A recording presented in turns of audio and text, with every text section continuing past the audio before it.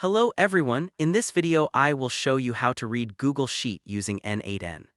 We are going to focus on how to read rows from a sheet because that is often the first step in most workflows.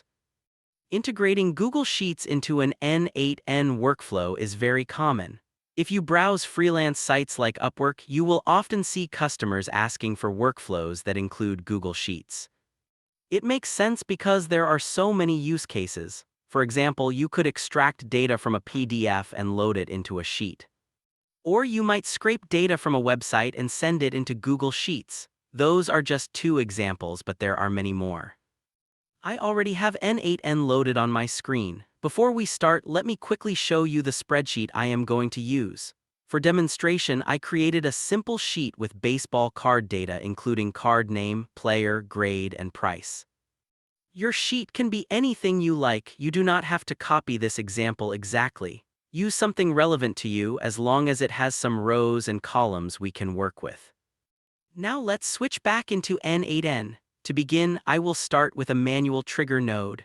There are triggers available for Google Sheets as well, but those are more advanced. For now, we will keep it simple and just run the workflow manually.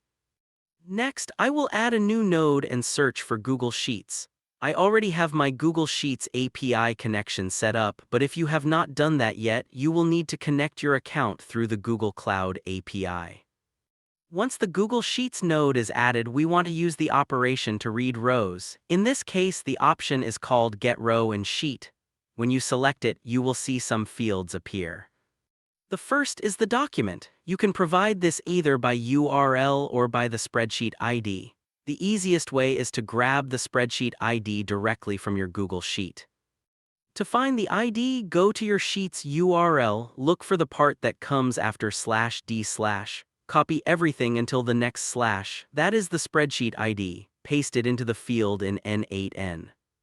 Next, select which sheet tab you want to read from. If your spreadsheet has multiple tabs, you can pick the one you need. By default, it will assume Sheet 1, but you can change it to any tab name in your file.